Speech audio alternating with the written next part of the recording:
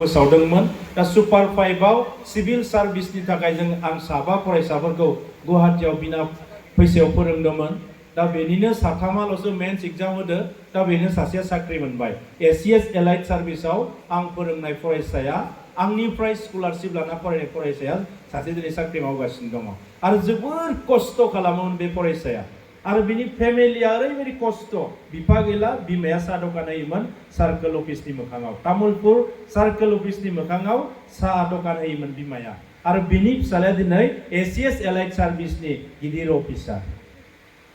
आरो बिहा मोनसे कन्फिडेन्स दङ आंखौ बुंबाय थादो दाख्लैबावै बियो मास मोनथामनि सुट्टि लादो आंखौ बुंदो सार आंनो सुट्टि आरो नांबावगौ आं उन्दै अफिसारखौ बुंनानै होगोन खारन बियो इउपिएससिनि थाखाय दिल्लीयाव कचिं लानो थांबावना दङ दा जइन एडमिसन लाहैबावबाय अब्ला नोंनि गोसोआव मोनसे जुनुन थानांगोन माबा मोनसे जानो लुबैनाय माबा मोनसे मावनो लुबैनाय माबा मोनसे खालामनो लुबैनाय जाय खामानिया नोंनि लाइफखौ साक्सेस खालामनो हायो बेखौ गोरबोआव नोंनियाव अर जोंबाय थानांगोन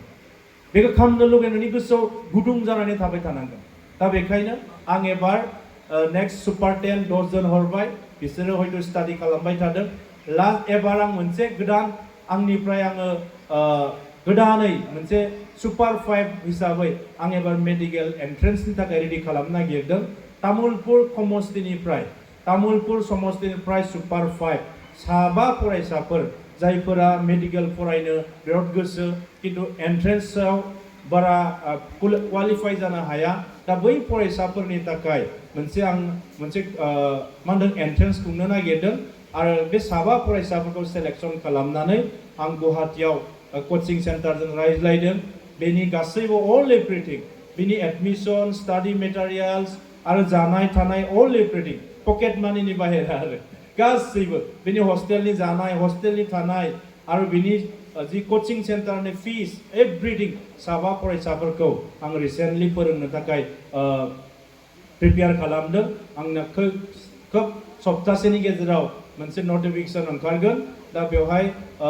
एप्लाइ खालामनांगोन एप्लाइ खालामनायनि उनाव मोनसे एग्जाम जागोन बे एग्जामनि उनाव साबा सेलेक्सन खालामनानै आं गुवाहाटीयाव जों एलएन नङाबा एसपिएम बे मोननैजों सावरायबाय थादों बे मोननैनि जायखिजाया कोचिं सेन्टाराव साबा फरायसाफोरखौ आंनिफ्राय फोरोंथाय होनायनि थाखाय आङो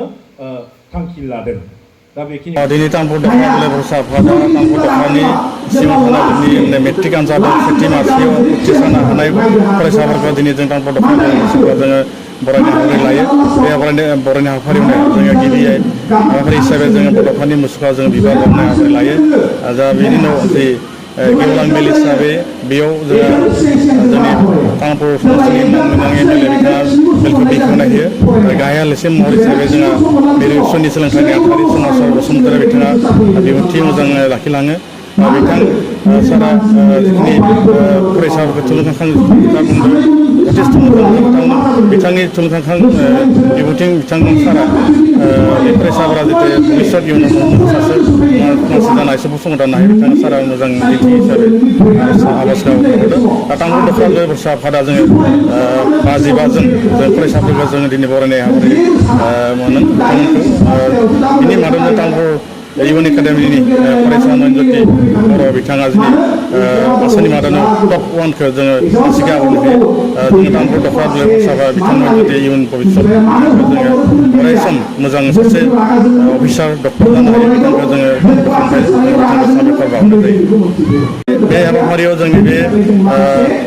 मानगोनां एमएलए जलेन दैमारि बिथाङा बाहागो लायो लोगोसे जोङो मिरुनि सोलोंथाइनि आफादगिरि सोमावसार बसुमतारी बिथां तामुलपुर जिल्ला एबसुनि मानगोनां बासिराम बसुमतारी बिथाङा बाहागो लायो लोगोसेनो बे इउएन एकाडेमि फरायसालिनि मानगोनां गोरायुं नारेन्द्र मसारा बिथाङा बाहागो लायो आरो लोगोसे सिखोना बर' हाइस्कुलनि गाहाय फोरोंगिरि चन्द्रधर बर' बिथां साराबो बाहागो लायो लोगोसेनो जोंनि बे बारदै सिख्ला फरायसालिनि मानगोनां गाहाय फोरोंगिरि महन नार्जारि बिथाङा सारा बाहागो लायो लोगोसेनो गुबुन गुबुन फरायसालिनि मानगोनां गाहाय फोरोंगिरि बिथांमोना जोंनि बेयाव बाहागो लानाय हाबाफारियाव जोंखौ हेफाजाब मदद होयो